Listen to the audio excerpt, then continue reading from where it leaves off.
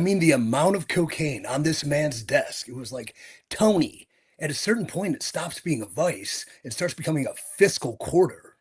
Trouble, trouble, trouble, trouble, trouble, trouble, trouble, trouble, trouble, trouble. Whoa, whoa, whoa. Trouble, trouble, trouble, trouble, trouble, trouble, trouble, trouble, trouble, trouble. Whoa, whoa, whoa. Trouble, trouble, trouble, trouble, trouble, trouble, trouble, trouble, trouble, trouble. Oh, trouble.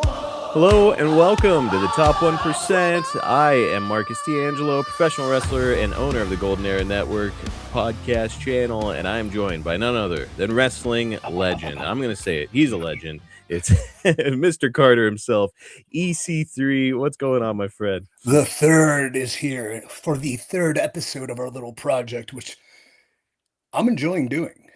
Like, this is a good outlet for me. I actually get excited, and I don't get excited for much. But, if I'm just screaming it in the void and nobody hears it, I don't know what's going on. I don't care about that. What I care about is the relationship we're building, the insight we're passing on. And as we grow, the goddamn wealth of knowledge we're going to bring to the boys, to the girls, to the fans, and to my mom if she can figure out YouTube. It's by the boys for the boys. And yeah, I like to think of this podcast as your little wrestler couch session right now. Not just you, but for me and for any of the boys out there listening to this. It's like, maybe let's talk about the stuff that's going on in the wrestling world, not just on the big scale, but where you and I are, where the indies, the shit that you and I get to see on a daily basis. Well, what I really like to do is just pay forward all the shit I've learned. And sometimes, I'm accessible to people with an Exodus or, a lot of you guys where you don't know where the fuck I've been, man. You don't know what I've done. You don't know what I've heard, what I've seen, what I still see to this day, what I know, the bodies, where they're buried. Dude, my knowledge, my insight, my brain could be a book. Oh, a book, you say? Yeah, maybe. I don't know. We'll see. I've written 250,000 words at least, and I have no idea what to do with it. But before we hopped on, I was talking with Claude AI because I got this new feature where they can workflow your shit. So I think I can just start throwing all the chaos up there and then kind of how does this work? So we'll see. We'll see. Pick and choose what they break down. And speaking of breaking down, we're going to be breaking down a few things here. You guys know the drill by now. We've got 3 segments. We're going to start to get into them. Before we do, boy, what the hell were you talking about with somebody with a bunch of cocaine in front of them? What was that at the beginning? Yeah, well, I'm going down to Miami next weekend to wrestle at a rave. So I was checking out Scarface again, Brian De Palma, Al Pacino. Say hello to my little friend. But just chaotic amount of Colombian bang bang that's just blown across that place. Let me ask you this. Yeah. If you had to pick a final battle of gratuitous violence, just inhumane sort of action, do you go Commando or do you go Scarface? I got to go with door number 3 on that one, RoboCop. Oh my God, the dick gets shot off. How can I forget? Possibly the most violent movie I've ever seen. Almost hilariously violent, where it's so much blood. You're like, I don't think that much blood is in a human, but it's awesome looking. I need to watch that again with a clear aged mind. I still only have my childhood. I don't know why, because I don't know if I loved it as a kid because it didn't have a resident body guy in the lead. So there's no Stallone, Schwarzenegger, lesser extent Van Damme. There was no a protagonist I can pretend I want to be and then live my life trying to be it in the world of professional wrestling. Here we are. RoboCop had some pretty sick pecs, bro, and he helped out Sting that one time in WCW. So I'm a big RoboCop mark. Fair enough. Well, speaking of being a mark, I'm going to be a mark for our first segment. Because we were talking about modern wrestling and what's going on. So this is for you wrestling fans out there and some of the boys. I know that they're checking out the modern scene. And the big news this week, my friend, is that ROH Women's Pure Champion Deonna Purrazzo has made news recently because she openly aired frustrations when it comes to not getting to work as often as she would like. In a tweet, she mentioned that she had just one match in 2026 up to this point. And also, here's a direct quote from her from a recent interview with BCP Plus. She said, I think a lot of my self-worth comes from my work and my body of work and being able to participate actively and feel like I'm making a difference in women's wrestling. And I think it's been a really tough. It's been a really tough. I wouldn't even say 2026. I would say it's been a really rough year, 2025 into right now, that I've not really been able to do that at the level I've previously done it at. And I don't know what else I can do to change that. So, Yeah. I want to get your reaction to what she had to say, but before I do, my first question for you is your take on this dilemma as a whole, not just in this necessarily this particular case, but we're all Yeah. familiar with this dilemma by now. What's your response to it? By dilemma, do you mean the public airing of grievances, or do you mean Yeah. the stifling of work and value and creativity when you are signed? See, Which dilemma? that's why I like doing this with you, because you're thinking of it from a few directions. I was thinking of it, the dilemma of being signed to a big company and getting that guaranteed money. You know, hey, your dream has finally come true. You've signed a wrestling contract. Everything's going your way, except you aren't getting on TV as often as you'd like to. Yeah, and not, the addiction of performance is a very real thing. Being in the ring is what we all thrive, strive for. I mean, you're on a big show this weekend, and you want to be in a match. You want to be in the mix. You want to feel that rush and that adrenaline. And sometimes the needs of the show are not necessarily the wants of us. Mhm. But in this case, like, man, the frustration is real. Creative suffocation is real. It choked me like a freaking piece of broccoli in the back of my throat, like the dude on the pit. I don't know if you're watching that, where they had to pull out the broccoli and he puked all over the nerdy guy. It was funny. But never in my life have I been more miserable than when I was making the most money of my life. Mm. So I understand the feeling. And in hindsight, having lived this life and been there, done that, do you know the term external locus of control? I have never heard that. Please educate me. It's the belief that your outcomes are determined entirely by outside forces rather than your own actions. And sometimes when we do sign that contract, our outcomes are determined by entirely outside forces, creative, booking, promoter, things of that nature, injuries sometimes, like those things can take us out and we have no control over it. I'm sure a lot of people would throw the gripe in, especially if you haven't been there. Like, what do you have to complain about? You are making money. You have a guaranteed contract, Mhm. which I get. And I get the creative frustration, right? Cash or creative. But one thing we as wrestlers have to understand too, we are giving that control to people. They are controlling how we feel, how we think, how we react, how we act, because we're putting so much into their validation or their plans or their machine. Like, you signed a contract, the promotion is not obligated to fulfill your emotional needs. Like, to say that again clearly. If you sign a contract, the promotion isn't obligated to fulfill your emotional needs.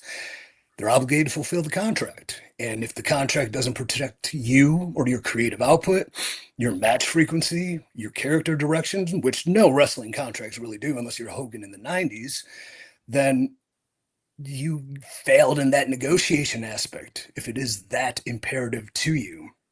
But is it that imperative to you? Would you trade it for the guaranteed money? So it's a really mixed bag. And having been there personally, a lot of people have felt it, and a lot of people tend to bring their business online, which isn't necessarily my style. But even putting it out there, that locus of control, it's you're like validating that they control how you feel. Mm. So one of the biggest things I learned, especially pre-COVID shit WWE run and all this, like every mentality, every thought, every obsession I have is based on something that is just not going well, out injured, bad booking. Who didn't I fuck? I mean, who was fucking me over? Whatever. All those, external circumstances. What I've realized now is the absolute want you as performers is a need to have something else. Like finding something else you have a passion for, a love for, a like for, trendy hobby, goofy side quest. Because if you put your entire emotional being into professional wrestling, I guarantee you, no matter how successful you are, at some point you will be miserable. And that's only because you have handed over the most important thing you have, your value, to somebody else. I think, and you kind of hit on it a little bit. Like, I think on the surface, a lot of fans would hear, like, wait a minute, you signed this big contract, you're making all this money, and you don't have to work. Like, that sounds pretty fucking great, dude. Like, you should ride that wave. But, like, the reality of that situation is, it's like you said, you're addicted to performance, but also, what happens when that contract runs out? Are there going to be opportunities after you've been off TV for an extended period of time? There might not be. Well, I mean, have you been off TV and then everything you do is sort of a reflection onto possibly where you go next? Hence, when I was, accused of trying to burn it down with the NWA and haven't said anything, like I'm not putting public frustrations out there because a future employer might see them and think, well, if this doesn't go right for this guy, he's just gonna go nuts. Granted, if I put the public frustrations out there and I did so in the way I usually articulate things, it would be a smash success. It would be hilarious and it'd probably increase my brand by 10. But I don't. I think what was your other point? You had a good point there. That you might not get like let's say that you're signed with AEW and you haven't been on TV in 6 months or 8 months or whatever, and your contract expires. This business is very out of sight, out of mind. You're 100% right, because I was in the NWA, so I've been out of sight, out of mind for years. Not when I was champ. We were doing record numbers, but what do I know? Another important thing, which is a flaw of mine, because I've been building so many other people and so many things, that the absolute, like, what is in the wrestling niche, I don't really know or watch. Like, this is, every time you bring me a subject is news to me. I'm like, oh, this shit's going on, because I'm out of the lexicon because I'm trying to build other things. And now that I've left the NWA and I'm on my own, it's like you got to reestablish dominance. You got to put yourself back out there. What I would say, if you are in the position where you have a guaranteed contract and time, create your own value, right? And if I think Deonna and anybody who's a talent in wrestling has more to offer than just what they do in the ring, where there's got to be, make a cooking show. I don't fucking know, but like I think there's got to be something else that you can create another brand identity with, or the professional wrestler who also does that. One of the biggest things I tell aspiring wrestlers is it's not like it used to be, where I don't know, you're sending 8x10s and your resume written on the back of them. You're sending in tapes. People are even watching matches. If somebody's trying to get booked with Exodus and I got an option between two guys, guy number one, 850 followers, mediocre social media presence, good match, or guy number two, 28,000 followers, really good social media presence, not that great yet, but I can build around that. What's more likely, the guy that has a following in a niche, even if it's not wrestling? Oh, that dude we like that staples his nuts to his legs. It's coming to Cleveland to wrestle. You want to go see it? He might sell me 2 tickets, maybe 4, maybe 8 per nut. I don't know, but there's more value in that. So, long rant short, find something else you like, and not even for the public consumption and not even to put yourself out there, just for your own well-being, your sanity, your sanctity. There's great value in improving as a person, and it does not need to be a public display. There's great value in, dude, we were talking about it earlier, reading books, which probably actually another point. So are you a tennis fan? I am. Love tennis. Okay. I like tennis, but I didn't grow up playing it and I don't know much about it. But goddamn, these guys are fucking crazy. So I Yeah, just dude. read Agassi's book. and it was incredible. And what really took me away is like his first line in the whole book is like, I play tennis for a living, though I hate tennis. I hate tennis with a passion, a dark, evil passion, and always have. First sentence of the book, I'm like, wait, what? Okay, fucking hooked.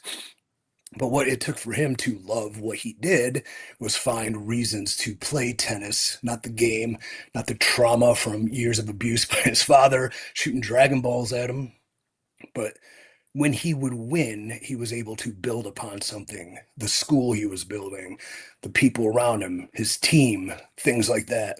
So now that I'm hooked on tennis dudes, I hopped over to Roger Federer. Have you read Mm, that one? I have not. I just started. I'm a little deep into it, but his key to his longevity was his ability to find other things he loves to do. And though he was insane and dialed in and one of the hardest workers ever, he was able to turn it off. And I think he has a Dartmouth speech that's really good. And one key point is like, even when he was the best in the world, it was important to him to have a rewarding life, travel, culture, friendships, and especially family, is I think what he said. And when I heard that, I'm like, oh, shit, that would have been nice. So maybe instead of being miserable in the WWE, making a bunch of money, bashing my head against the wall, even though I have a concussion, I could have started a family, and I didn't. There's something to be said about wrestling and how it really kind of puts its hooks into you and like you get into that bubble. From my own experience, it's not only am I an independent wrestler, but I work in wrestling. My whole job and my entire livelihood is wrestling. So all I do all day is I watch old wrestling clips and I do stuff Yep. on social media about wrestling. And then I'm training for wrestling. I'm lifting weights because I'm a Yep. wrestler. And then my wife and kids come home and then you have to flip that switch. And now I'm not a wrestler. They don't give a fuck if I took any bumps this week. My kids want me to pick them up and play with them. You know what I mean? Yeah. And that's probably the most rewarding part of your day. Oh, for sure. For And sure. I can tell you from the highs and highs of success I have had, I wouldn't trade what I have for that. Knowing now in hindsight, 10 years ago, I'd have been like, oh, yeah, right. I'm going to F this chick, buddy. I'm the champ, bitch. Fucking see ya. But now I'm, well, I did and really kind of sucked. And now I'm going to die alone. So, It's not too no, late but for like you, brother. fatherhood and family right now, because I came back home to Cleveland from Florida after many years away to be with the family. Yeah, didn't change my perspective. I knew it was the most important thing. It just reinforced it. And then within that time frame, yeah, I'm building a lot of things in wrestling, new talents, a company, content, whatever. But like we talked about, I'm writing a shit ton. Is it wrestling based? In a sense, it's what I've learned from it. But finding something else I love to do. And then somebody the other day texted me like, oh man, I wish I was doing this. And my response was, yeah, well, I wish I was on the beach lifting weights and writing. And I was like, oh my God, that's what I really want to do with my life. Just live on a beach, lift weights and write. And then maybe get the thrill of a performance because I'm already over. So that would be the best of all three. I hope that the indie wrestlers that are listening to that segment really kind of consider all of it, because it's hard to get yourself out of that mindset where it's like, I need to get signed. Am I working a show this weekend? How do I get booked? It's like, it's the end all be all. It's all they think about. Even if they're not making full-time money in wrestling, they'll tell people, I'm a professional wrestler. I do my shoot job on the side, Yeah. And I mean, that's kind of a mentality to make it you need. It has to be all in, fuck a plan B. Sometimes wrestling's hard though, because there's not nearly as much, I don't want to say guaranteed success because nothing is guaranteed, but there's a lot more external factors that you don't know about and you can't control that can dictate whether you sign the dotted line or not. And I think I had the notes from our first podcast because I was looking through them. But one of the things I say about want and need was I'm not shocked because I was there 15 years ago, but like the need to sign a contract, the need, my validation, my life isn't complete.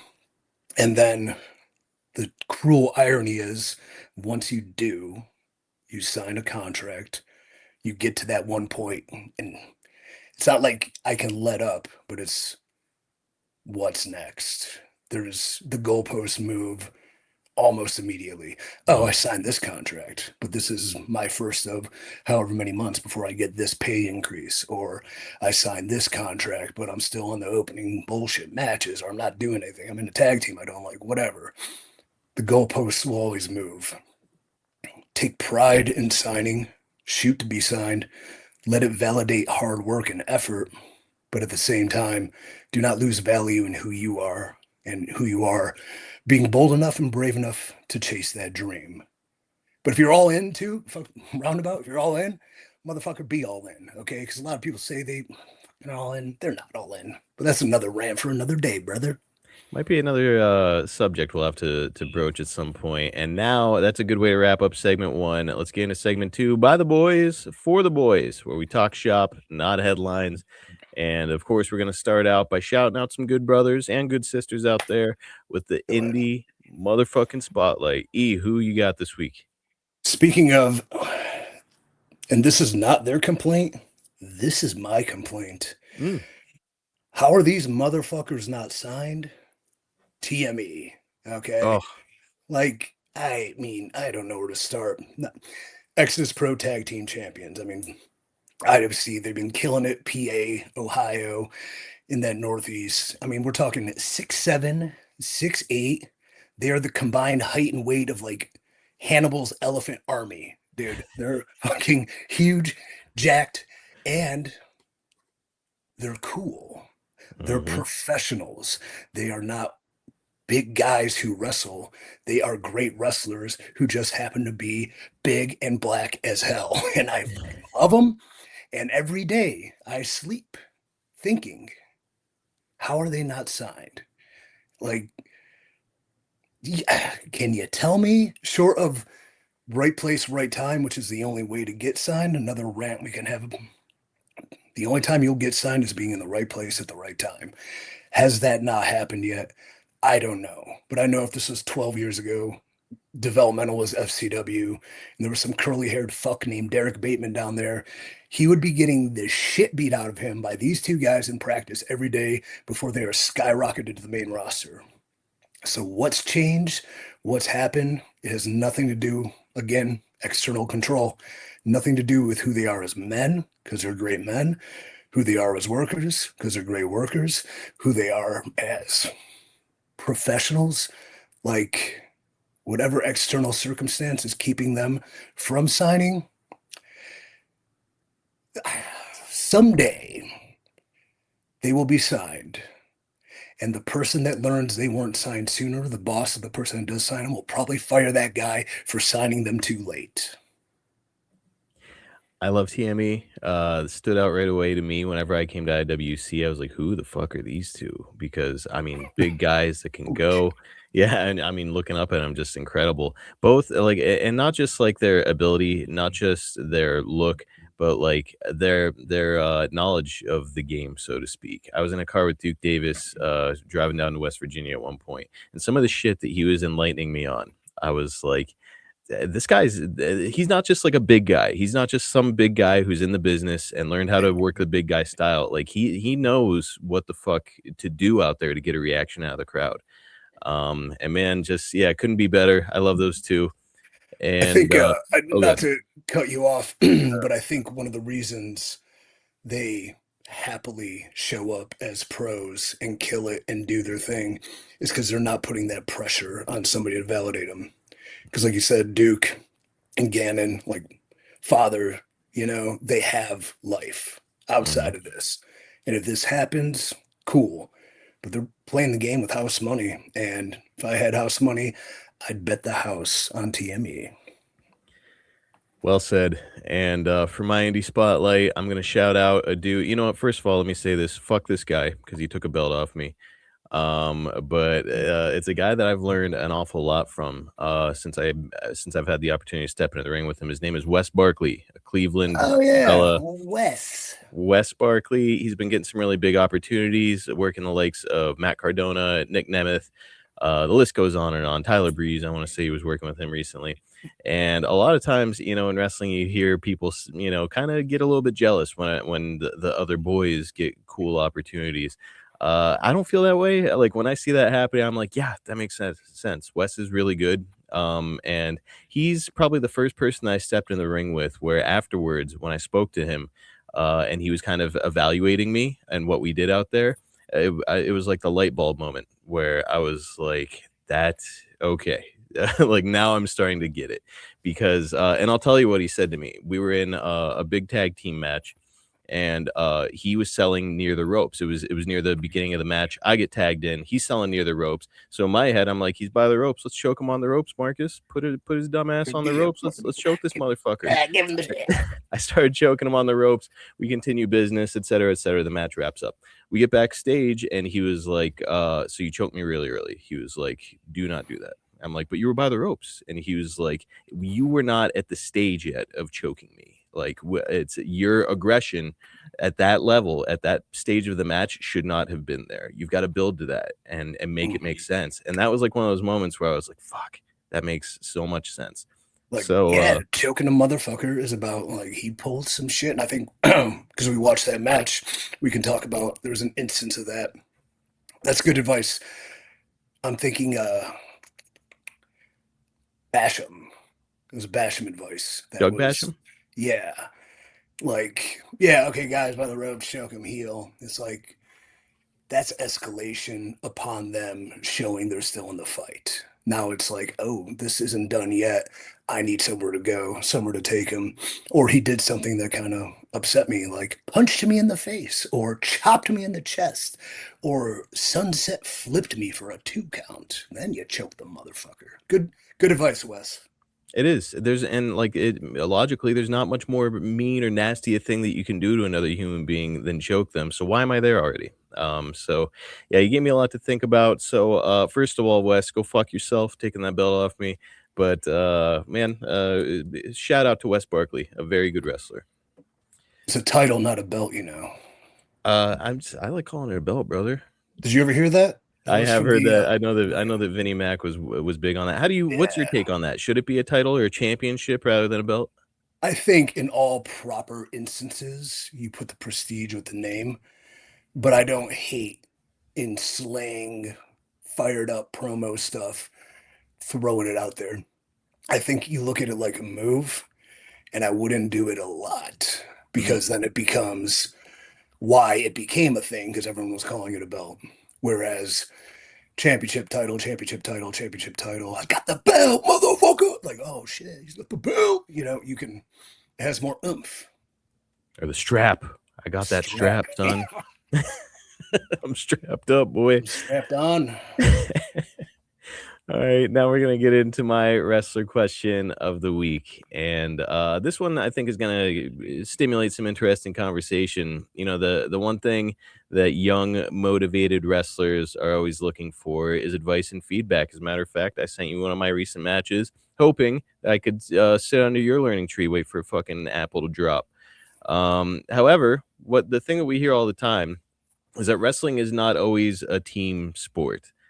Meaning that you're in the locker room with a bunch of guys that are all vying for the same spot. Everybody wants to be the guy, making the most money, getting the coolest storylines, all that shit. So there are plenty of people in any given locker room who are going to give you solid advice and feedback because they're a good brother.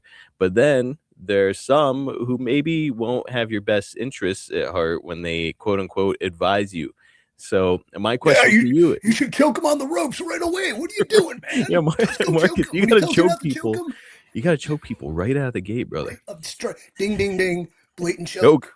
choke that motherfucker. So my question for you, numerous questions. So I'll throw a bunch of you at once and see which one you want to take. What are the qualities that you look for in someone before trusting them enough to seek advice? Who should we approach, and who should we take seriously? Who should be avoided? Save avoided for last. From my perspective,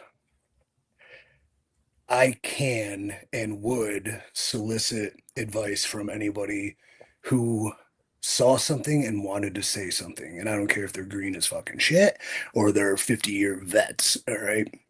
Because I think there's validation and pass to something bigger through every word spoken, right?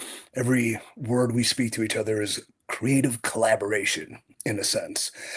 Whereas if somebody who just, hey man, I saw something you did in the match and I thought this, it could either be from my perspective, like interesting thought. Well, here's why this happened and this, or dude, I didn't even think about that. Thanks, kid. And he still owe me $50 from the seminar. But I'm a different case. And then it's also who the hell is going to go up to grizzled vet and just start spewing advice at him besides complete fucking deranged sociopaths where the locker room's watching him go up there. Oh my God, he's gonna give advice. Like, so I could take it from anybody. I think from a aspiring talent, perhaps your position, perhaps a Wes's position, you know who you want advice from. You do. Like who's been somewhere, who's doing something, whose value, whose opinion do you respect? And it takes a lot to ask for that, and it shows a great amount of respect. So I do have some guidelines for asking. One, ask me before the match because shit's going on. And if you go out of your way, take the time, muster up the courage, because for some reason people are scared of me, to inquire for my feedback before the match, dude, I'll be there. I don't care if like there's a fucking raid going on in the back and we need to fight for our lives because it's a zombie horde. I'm going to watch your match because you've asked. And that's what kind of respect you need to have for the business. Don't you ask after? I'm looking at different things. I'm watching, perhaps. Doesn't mean I'm paying attention or watching with a keen eye. I'm just looking like, oh, of course they're going to do a double down in the second match. These fucking idiots. Hey, how did you see my match? Nope, sorry. Oh, they did fucking 3 super kicks in the third match and 7 falsies that nobody popped for. Did you see my match? Great. Great. I heard them out there. They were going like, you're going to get different feedback and advice. If you're to ask for advice, mean it too. Like, so, the yeah, but guy? I do. I know the yeah, but guy. The yeah, but guy. So it's like somebody asking for advice, then despite, and man, sometimes you just got to bite your tongue for these because veteran talent or somebody coming in might not know the storyline or the whys or the reasoning, or you've had this 8-month feud going on and he stole your girlfriend and put her on OnlyFans and now she's an indentured servant to you. And like, they don't know the angle on why some things are going. So if they go, yeah, I really wouldn't have done a dive there in the first minute. Don't go, yeah, but we're in a big feud. More often than not, a veteran talent's going to know that there's probably a reason if your work is any sustained amount of decency behind it. So like you didn't just dive for dive's sake. You're like, oh, there's probably some shit going on. I wouldn't have done that there, but blah blah blah blah blah. But don't yeah, but never bury your opponent either with a yeah, but because a veteran talent is going to know that who is responsible, who is capable. Probably before your match even starts, they're going to know who's good and who's not. So if a spot gets messed up, oh yeah, he wasn't there for me, then you're not burying him, you're burying yourself. And oh well, fuck that guy because he can't even play on the team.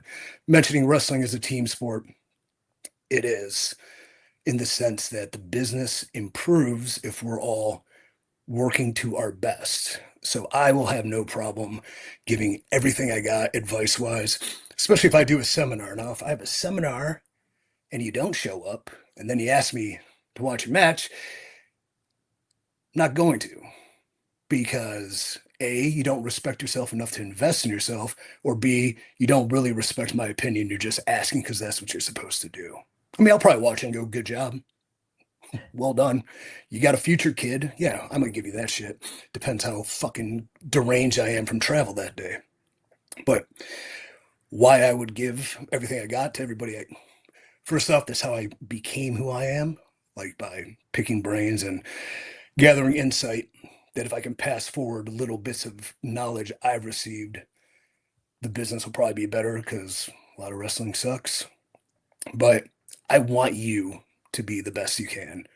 I do not fear you taking my spot, because if you take my spot, you're going to have to make me bleed to take it. And that's cool, because if you're trying to make me bleed to take my spot by working so goddamn hard and doing so goddamn good, there is money in that, because that's going to make me fire the fuck up to come at you and bring that same work and that same intensity, because I ain't fucking losing this spot. You know what I mean? So I'm down for that. Like, let's go. Here's everything you do wrong. Improve those. See you in the main event in 6 months. And if you're the one that's going to take me out, so be it. At least the one who took me out was via my guidance. I love that. And it's good advice as far as like the looking for the right person to approach. I know that the first time that I was in a wrestling locker room as a wrestler, it's you're kind of like you're looking at everybody like, boys, everybody's got more experience than I do here, and so basically anybody who comes up to you, it would be funny. Like I'd have one person come up to me and be like, "Oh, you should do this and think about doing this with your character." I'm like, "Noted, okay." And then another dude comes up and is like, "Don't do that shit. Here's what you should do." I'm like, "Fuck, okay, maybe that guy was wrong." So it can get confusing, dude. When it comes to advice, to the unsolicited advice, now that's a whole different subject. The person that comes up, not the affirmated example I had that if it were me, but just, what you should do? What? Just know where it's coming from, because maybe there's something good in there, or maybe behind the insanity and the dumb shit they're saying, there is something that unlocks in your brain that was all wrong. But he said that, and that made me think of this. But don't be the unsolicited advice guy either. He was like, "Hey, I was watching. Do you mind?" That's different. But like, "Hey, you should do this." Should I? Who are you? Fuck you. And now the fuck you is a good transition into who should we be actively avoiding when it comes to this topic? The active avoidance, I mean, again, know where your information is coming from. But when you pose this question, it kind of made me think of locker room navigation. So perhaps we dip into hashtag T1PS, top Ooh, 1% shit, look at or that tips. transition, baby. Yeah. You think that's a good idea? Give me the tip. It's pathetic. Before I give you the tip, do you want to break down a little bit my crazy feedback sheet? Is there anything that stood out that you'd like me to expand on? Actually, yeah, you have this really cool. I'm glad that you brought that up because you do have this really cool system for evaluating matches, and you evaluated a match that I had with our old pal. We shout him out all the time here, Chris LaRusso. And you watched back this match and had this great feedback sheet. And the way that you broke it down is really interesting. First impression, structure, and storytelling. And there's like some sub lines in there. Then there's you get into psychology and selling, character and presentation, physicality and execution, the business of the match, and the next one is details matter. So that gets into the camera awareness, cardio and conditioning, fan connection. I mean, this is I was into Jack Reacher when I you wrote get deep shit. into this shit. It's man, there's no evaluation like an EC3 evaluation. If you're asking for it, he'll give it to you, brother. Yeah, maybe I should sell those. For real. Just give this shit for free. You can have it because you're my buddy and my partner. But LaRusso is gonna have to pay $100 to get it. Yeah, Chris, you just PayPal me the money, dude. We'll hook you up with it. But no, I mean, it was really cool to see that, and I guess I don't know if I want to ask about the specifics of my match necessarily, but let's say, how did you develop this system for evaluation? Is this just something you kind of picked up along the way? It was kind of like writing. Feedback is one thing, but then, like, the biggest piece of advice young wrestlers get, and I say this a lot, is like, slow down. And if you think you're going too slow, go slower, which is like every aging veteran, every person that's been to the dance, every 10-year vet that hasn't left 10 miles will give you that piece of advice. But a lot of people don't give you the why. So I just kind of broke it down. Well, match usually has structure to it. Let's just say not every match, but you got a beginning, a middle, and end. A shine, heat, finish, like back end. taking in the rule of threes. All right, from there. And then I was like, what else is important to evaluate? So, like, one thing with you, I noticed this because it was me. And I will watch my shit back and be like, Sean, fucking stand up. It's like people never say, hey, look at your posture when you're doing this. Look how your back, like you're bent over all the way. Or if you had more of a squat and you're picking them up, you're going to look more intimidating. Like, Mm. so that's why I throw people against a wall at training to just stand there. And hopefully they do it on their own, but I don't think they do because their posture is getting worse. But we fall down for a living and we get our backs broken. So that shit's gonna go. Or if you're a muscled up idiot like I was and immobile at times, you hunch. So that was a big Terry Taylor thing. But all these little things that I can kind of like encompass into however many sections I wrote that. I don't know. Just because I have ADD, bro. Fuck. Man, What do you want from me? get you an EC3 evaluation if you can, because if you want feedback, brother, you got it. Let's get into the final segment where you have the Okay. floor, and we've already set the guidelines for it. You want to talk about some of the specifics on who is to be avoided in the locker room poison, etc. Go ahead with Oh, hashtag tips. it's going to be interactive because I need your feedback with Oh, this. sure. But Yeah. all right, the locker room, the navigation of the locker room. Every locker room in the history of pro wrestling kind of has the same cast of characters. They're different people in the same skin, right? Doesn't matter if it's a bingo hall in Philly or the biggest arena in the country, the names change, but the archetypes are eternal. And if you know me, I'm a big guy into archetypes. So let's take a tour. What made me think about this is you know Heracles? Heraclitus? I'm terrible at pronounce like I love philosophy and ancient history, and I'm awful at always saying the names. Heraclitus, do you know him? I know Heracles. I don't know about That's all he Heraclitus. That sounds like is. a trailer park philosopher. Cletus. Yeah. Well, he has this quote, and I thought of this in my last TV taping with TNA, but like out of every 100 men, 10 shouldn't be there. 80 are just targets, 9 are the real fighters, but one is the one that can carry the load, or one is the warrior. And I went, dude, that's badass. I wish I fucking lived in antiquity as opposed to modern times, so I could have been one of the, well, hopefully one of the 9, probably one of the 80s. But sometimes then we'll look around a locker room, and I thought of this quote looking around the NWA locker room, and it's like, all right, 40 of these people shouldn't be here. But they're going to get 8 to 10 minutes and go over their times and probably do moves they shouldn't do. 20 are have a lot of potential, are good, are in the right spot, are being built up, are here to get it. 5 are probably like your brothers for life that is just outside of wrestling. Like they are soul bonds because you have bonded souls within this wild, crazy life we live. You touch tips, right? With those Hashtag boys. tips. Use the Yes, hashtag, boys. you gotta use the hashtag. And then when I was looking around the NWA, and I'm like, well, I'm not here. Who's going to be the one? Like, who's the boring showman or showgirl? Who's the ring general? Who's the one that can carry this load? Because this burden's off my back now. Ain't nothing left I can do. So maybe it's Carson Drake. I told him it could be. We'll see. But then we go into the locker room and the archetypes, right?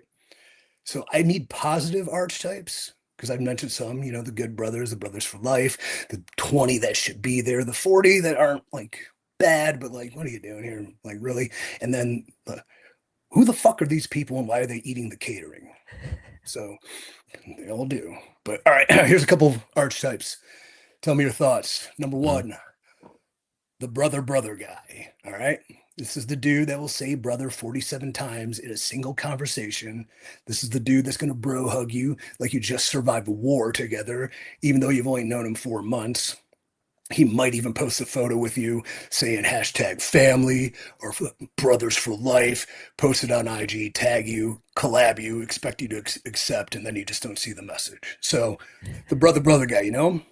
I do know the brother guy. I like the brother guy objectively because it's like it's nice when there's somebody there that's always happy to see you. What's Yeah. interesting from my perspective is that like so obviously my education in wrestling came from the likes of Jake Roberts, Ted DiBiase, Arn Anderson, and it's like they're always talking about what a pirate ship the locker room is. So anytime Yeah. somebody comes up to me and I first meet them and they're nice, I'm like, all right, what does this guy fucking want? Yeah.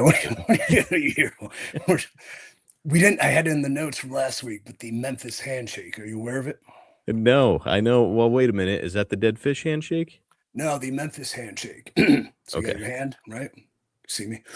Go in, shake hands. You go to bro hug them, but then you pantomime stabbing them in the back with a knife.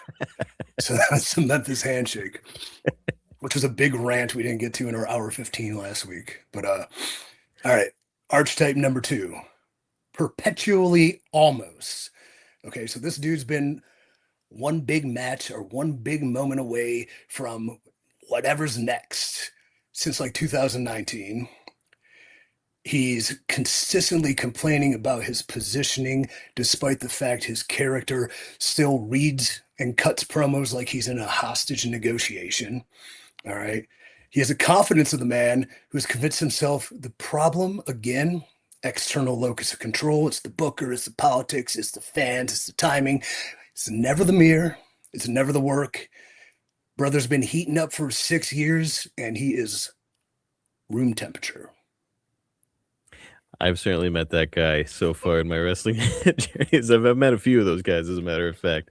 And I don't know, it's you can always see that guy because they're the guy that's they tend to talk about what they've been up to and all the big things that they've been doing. And it's like you realize that we're in a parking lot in West Virginia right now, as you're saying this. Yeah, which isn't a bad thing because we're here doing what we love, and like this is the Yes. way to get to where you want to go. So you don't need to sugarcoat it, pal. Like it's a Tuesday and you suck too. So we're all trying to make it, bro. Hey, I wrestled in a lot of parking lots, all right. Mhm. I've even won a few. All right, number 3, easy. Compulsive liar, right? This is the dude that lies about everything for no reason. His brain runs on make believe. He didn't just work in Japan once, he saved the promotion in Japan. He didn't just travel with somebody, he carried them. There's no upside to the lies, there's no real agenda. His whole operating system is simply cannot interact with reality. Big things coming, movie roles, big commercial. Oh, I would have had a shot in fucking The Rip with Matt Damon, but they gave it to Ben Affleck instead. Shit like that. It's like, what the fuck? No, that's not real. So after a while, you just kind of like stop correcting it. And as fun as it is around the boys to like get them going a little bit, either you do or you don't because the lies just elaborate generally, exponentially, and they are never ending. Compulsive liar. Yeah, that's I feel like there's I meet that guy more often than not in the business. I feel like just because of the nature of the business, right? Where all these characters, it's like the guy that buys his own press. Yeah, I've met quite a few of those guys and There, not the type I would come to for advice because it's I don't think they know what the fuck they're doing. there is a text group I'm a part of. It's like the Illuminati of pro wrestling. I'm talking some of the highest fucking names in the game, bro. And the whole purpose of the group is built on one man's consistent lies. And it's just it deviated into like there's a bunch of targets now, and I can't talk about it because I'll be ostracized, might be killed. Like Drew Galloway might kill me. I'm kidding, but you know what I mean. Yeah, but this whole group is existing on one man, TV guy from, yeah, it's still in a way from the past, definitely. Champion in major company, just fucking the goddamn shit this dude has said. Whew.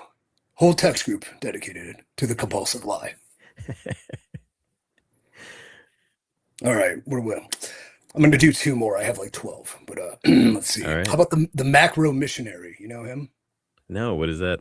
Oh, well, it's the body guy that always asks you Yes. about his training splits, hey, what's your split, bro? Hey, what are you doing? A push pull legs? What you got? You doing 5 day body guy? Doing upper lower? What, you know, He will always ask about your macros, not because he cares, because it's a trap so he can talk about his fucking macros. He's going to talk about his timing windows. He's going to talk about specific details, grams, ratios, LBs. Fucking, he'll deliver a dissertation on diet before 6 p.m. All right. But he eats worse than everybody. Like, he's never following a plan. He never has his little fucking meals packed like the rest of us psychopaths. He just eats whatever. He's pounding the Chick-fil-A. Oh, it's pizza. It's a cheat day after my match. Well, you fucking liar. Like, he has the physique of the man who reads about fitness as a substitute for doing it. So you never asked about the macros, and you never will. That guy's always at the bar crushing beers after the matches too. Just like a can. It's just like bread in a can. I don't know if he's crushing beers though. I bet he's drinking claws because he's a body guy in his mind, not realizing that, he's got to put on that facade. A man who drinks beer knows what he's getting into, and I respect that and drink a few cold ones myself. I don't know if the macro guy drinks beers. I could be wrong. Hey. Nobody's coming up to me talking about macros. I'll be honest. Most of the time, if anybody comments on my physique, it's them asking like, "What's your ab workout?" Because I have great abs and I'm not a huge muscly guy, so nobody wants to hear about how I build my shoulders. Well, you got to hit the anterior deltoids. Try a pre-exhaust method. Cable ladder raise is really good, but you kind of want to keep your elbow at this point as opposed to all the way out, and then boom, you pound them, dude. Landmine row as a press, keeps the shoulder safe, get some weight on there. Fuck, I hate working out. I hate this shit. All right, one more. Come train with you, brother. The rando, all right? This is the guy you haven't seen in 3 years. He leaves your brain the second you left the conversation, but then here he is, coming at you, walking at you right now. Oh, shit. He has the energy. He is ready to have a conversation. You cannot get away from the rando. He will remind you of something you couldn't care less about, nor do you remember. He will always ask this question. How have things been? And dude, this is my response to that question. Not like, how are you? Or what's happening? How have things been? All right. So let me think about that. Well, dude, that's a loaded question because 3 years, a lot has happened. I've had text messages from my ex's lawyer. I had a family reunion and in a lawsuit. And I've been on a lot of journeys, physical therapy, holistic health, even psychedelic, trying to treat all this trauma. How have I been, man? I'm good in the moment. Thanks for asking. So the rando. So I'm gonna no comment on that one because it's actually somebody that we both know is my rando. I can't. Every time I see this guy, every single time I see this guy, it's that moment, and I'm just like, I talked to you for like 30 seconds once. Oh my god! Remember, like, name Indy? Nope. Yeah, we worked in this. Nope. Oh yeah. Trick to the rando is like, good to see you, brother. Fucking. I can't remember your name. I couldn't remember your fucking identity if you were in a police lineup and there was a gun to my head, man. I'm sorry. Okay? I have a life. A lot of shit's happening. I don't remember the 45 seconds we spent talking about fucking the one time you were an extra 3 years prior to that, and I was nice enough to give you a bottle of water after you got blown up from front of Arn Anderson. Okay? Fuck, man. I don't remember that shit. Okay? I do drugs. You understand? I live a life. Okay, I have friends. Fucking toad poison running through my veins, bro. You expect me to remember that shit? That's right. Yeah, that shit flushed out of me with all the poop and the puke from the combo. All right, so that is my 5 archetypes. But then there's one, and I guess this would be our end. There is one part of the locker room that I think is recognizable, not just within wrestling, but within business, within life, within school, whatever realm you are in. There is this one type. He's the person that just makes everything worse being there. The baffling abomination, universally loathed, professionally incompetent, yet somehow gainfully employed. Marcus D., do you know the locker room cancer? Fuck yes, I know the locker room cancer. Absolutely. And there's one in every single company, as I'm sure you know. Everywhere you go, there's that guy. And Yeah, like, do you want to rant on them or do you want me to? Because I can go both ways. You're on a roll, brother. I'm gonna let All you right. take it. Like for fill in the blanks, but these are gigantic human pieces of shit that, like, in wrestling, they're the ones that are kind of like bullying extras because it's the only way they know how to feel powerful. They will be hard on the crew and on the production to compensate for a lifetime of inadequacy. And they'll always the ones, like you mentioned, that are going to be commenting some Fox veteran shit over by the monitor when two people are working their asses off and go, oh, they still don't get it, which is shocking because when you look at them, you think 20 years and you are still the drizzling fucking shits. Okay. Marcus, how does a locker room cancer happen? I think you give big opportunities. Well, so look, I almost started to say you give up big opportunities to the wrong guy, but you mentioned earlier in the same podcast that there's circumstances. This business is very like you met the right dude at the right time, you're standing in the right place at the right time, and I think when the wrong person happens to be standing at the right place at the right time, that's how you end up with the locker room cancer. Yeah, it's kind of like you want to give faith to the saying everything happens for a reason, but then you see shit like that and you go, how is that possible? Well, only because everything that happens brings us closer to God. That's the only excuse that makes sense. But here's how they get by. Here's how they survive. They survive the same way. I don't know, like a cockroach is going to survive a nuclear winter, right? Yeah. They're adaptable. They have this thick exoskeleton. They're fucking slimy. They can shrug off radiation because they're fucking poison as it is. And they got really good dumb luck. You think of a locker room cancer, you think about business, politics, life, school, wherever. Like, they exist because the same way anything corrupt endures. They have proximity to power. There is leadership that is too weak to intervene, and they are just world class parasites who attach, feed off the teat till it's drained, and never fucking detach. All right. So, That's your locker room cancer. yeah, I could keep going. I mean, there's a pathological desperation they have. It's the kind of desperation that makes a grown man, I don't know, sell private one-on-one sessions to some fantasy fan who wants the thrill of getting dominated in a hostel or on a blue mat or in a fucking pig pen, wherever they go film that shit. Like the cancer, if the cancer poured half of that con man energy into actually working in the ring, he might not need to wear a title backstage to feel validated for what he is doing. So, hey, I don't know. I'm glad you finally got that off your chest about Johnny Mahalo. He needs to hear this Oh, shit. Mahalo's the shits. I mean, That fucking kid. one more Ugh. thing. One more. Yes. How do you spot the locker room cancer? I don't think I'm good at it yet. I don't think I know it until I have conversations with the guy. Like, what's the big tell as far as you're concerned? Well, I'm glad you asked. Often there will be abhorrent bragging online where every time they post something is a poorly spelled frantic scream into the void. They'll desperately name drop legends who wouldn't piss on him if he was on fire. Uh, they're the kind of guys who will like gatekeep talent with the zeal of a man who knows the second anyone walks past him with some actual skill or merit, the spotlight will shift and he'll be left holding his tiny little baby pecker. Okay? That's one way.